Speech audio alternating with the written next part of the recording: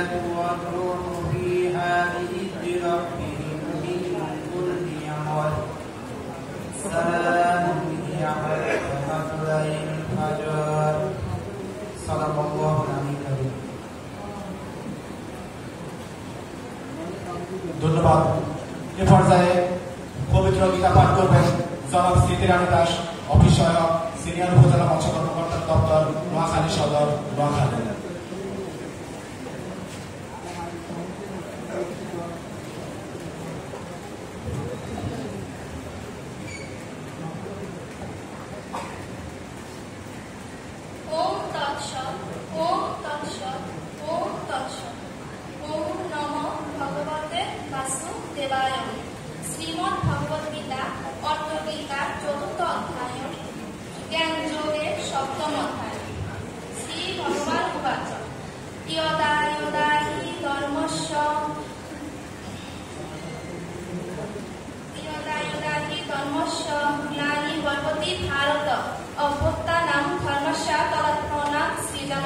অর্থ, হে ভারত, যখনই ধর্মের অধঃপতন হয় এবং অধর্মের অভ্যুত্থান হয় তখন আমি নিজেকে পৃথিবীতে প্রকাশ করে অবতীর্ণ হই। নমস্কার।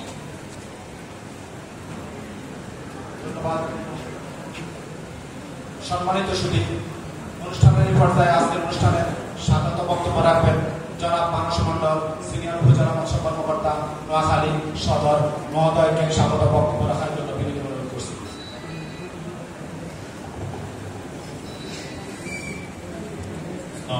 শুভ সকাল। পূর্ব মাছের মধ্যে দেশ, পূর্ব স্মার্ট বাংলাদেশ।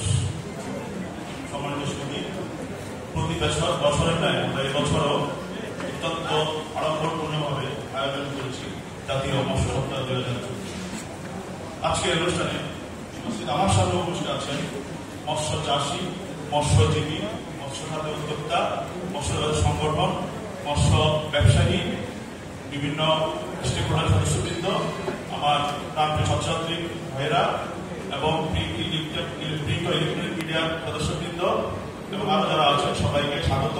এবং আমরা আজকের এই প্রোগ্রামে অতিথি হিসাবে পেয়েছি আমাদের আজকের অনুষ্ঠানের প্রধান অতিথি আছেন জনাব দেওয়ান মাহবুবুর রহমান, সম্মানিত জেলা প্রশাসক নোয়াখালী মহোদয়। উনি কিছুক্ষণের মধ্যেই আমাদের প্রোগ্রামে অংশগ্রহণ করবেন।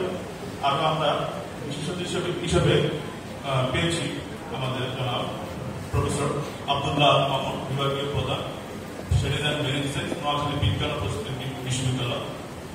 আমরা আরো পেয়েছি প্রধান বিশেষ অতিথি হিসেবে জনাব মীরা রানী দাস, উপপরিচালক, কৃষি অধিদপ্তর, নোয়াখালী মহোদয়। এবং বিশেষ অতিথি হিসেবে আসন অলঙ্কৃত করেছেন জনাব আখিনুর জাহান নীলা, সুযোগ্য উপজেলা নির্বাহী অফিসার, নোয়াখালী সদর মহোদয়। আরো আছেন আমাদের 4 বারের নির্বাচিত অত্যন্ত জনপ্রিয় মহিলা ভাইস চেয়ারম্যান জনাব নীলুফার মমিন, নোয়াখালী সদর উপজেলা পরিষদ। এবং আরো যারা আছেন সবাইকে আবারও আমার পক্ষ থেকে সালাম, নমস্কার এবং শুভেচ্ছা রইল। আমার বাংলাদেশের মানুষ, আমরা বাংলাদেশের মানুষ, আমার মাটি আছে, আমার সোনার বাংলা আছে, আমার পাট আছে, আমার মাছ আছে, আমার লাইফ স্টক আছে। যদি ডেভেলপ করতে পারি ইনশাল্লাহ এই দিন আমাদের থাকবে না। সেই জাতির পিতা বঙ্গবন্ধু শেখ মুজিবুর রহমান সেই বাণী দিয়ে শুরু করছি আমার আজকের বক্তব্য। আপনারা দেখতে পাচ্ছেন জাতির পিতার সেই স্বপ্নের সোনার বাংলা আজ আমাদের সুযোগ্য বঙ্গবন্ধু কন্যা আমাদের প্রধানমন্ত্রী মাননীয় প্রধানমন্ত্রী শেখ হাসিনার হাত ধরে কিন্তু আমরা বাস্তবায়ন করছি। যে স্বপ্ন আমাদের জাতির পিতা দেখে দিয়েছেন, আমরা আজকে সেই স্বপ্ন আমাদের প্রধান জাতির কন্যার হাতে পূরণ করার আমরা বাস্তবতা আমরা উপলব্ধি করছি। আপনারা জানেন যে বাংলাদেশ এক সময় বটমলেস বাস্কেট ডেভেলপিং ছিল, আজকে আমরা উন্নত দেশের কাতারে। একমাত্র সম্ভব হয়েছে আমাদের মাননীয় প্রধানমন্ত্রীর মেধা এবং প্রাক্তন নেতৃত্বের কারণে। আপনারা জেনে থাকেন দেশটা আমরা ছোট হলেও আমরা অন্তত কৃষি মৎস্য সেক্টরে আমরা সারা বাংলাদেশে, সারা পৃথিবীতে একটা উল্লেখযোগ্য অবস্থানে আমরা রয়েছি। আপনারা জানেন ইলিশ যেটা আমাদের জিআই পণ্য হিসেবে আমরা স্বীকৃতি পেয়েছি, আমরা ইলিশ আহরণের প্রথম স্থানে আছি, সবাই জানেন সেটা। আমরা অভ্যন্তরীণ মুক্ত জলাশয় মাছ আহরণে দ্বিতীয় অবস্থানে আছি। এতগুলো দেশের মধ্যে এটা আমাদের খুব ভালো একটা অর্জন আমরা বলতেই পারি। আমরা তেলাপিয়া উৎপাদনে চতুর্থ স্থানে আছি। আমরা বদ্ধ জলাশয়ে চাষকৃত মাছ উৎপাদনে পঞ্চম স্থানে আছি। সামুদ্রিক উপকূলীয় ক্রাস্টেসিয়ানে অষ্টম স্থানে আছি। তো এই জিনিসগুলো আপনাদেরকে এটাই প্রমাণ করে যে আমরা যতই আমাদের সমস্যা থাকুক, আমাদের দারিদ্রতা, আমরা দেশ ছোট, আমাদের কিন্তু অর্জন কম নয়। এই অর্জন আপনাদের যারা আমাদের মৎস্য সেক্টরে আছেন, যারা মাঠে ঘাটে কাজ করছেন এবং আমাদের প্রধানমন্ত্রীর সুযোগ্য নেতৃত্বে সুন্দর পলিসির কারণে আজ আমরা বিশ্বের দরবারে আমরা ভালো অবস্থায় আছি। আর আমরা যদি মাছ উৎপাদনের কথা বলতে চাই, আমাদের বর্তমানে 2022 অর্থ বছরে আমাদের মোট মাছের উৎপাদন 49.15 লক্ষ মেট্রিক টন। আমাদের যা প্রয়োজন এর চেয়ে বেশি মাছ আমরা উৎপাদন করি, অর্থাৎ মাছ চাষে আমরা স্বয়ংসম্পূর্ণ। আর আমাদের ইলিশ, এটা আমাদের গর্ব, আমাদের গত অর্থ বছরের ইলিশের উৎপাদন 5.71 লক্ষ মেট্রিক টন, যেটা আমাদের একটা রূপালী সম্পদ বলা যায়। আর আপনারা জানেন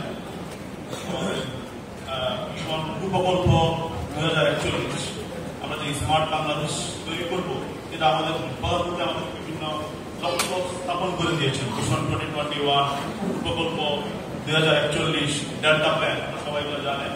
সেই ভীষণ উদ্যোক্তারা এবং ছাত্রছাত্রী ভাই বোনেরা, আসসালামু আলাইকুম।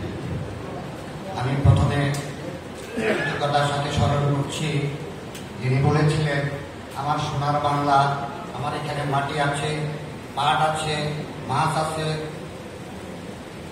লাইভ স্টক আছে। আমরা যদি এগুলোকে ডেভেলপ করতে পারি, ইনশাল্লাহ আমরা একটি ভালো অবস্থানে যেতে পারবো।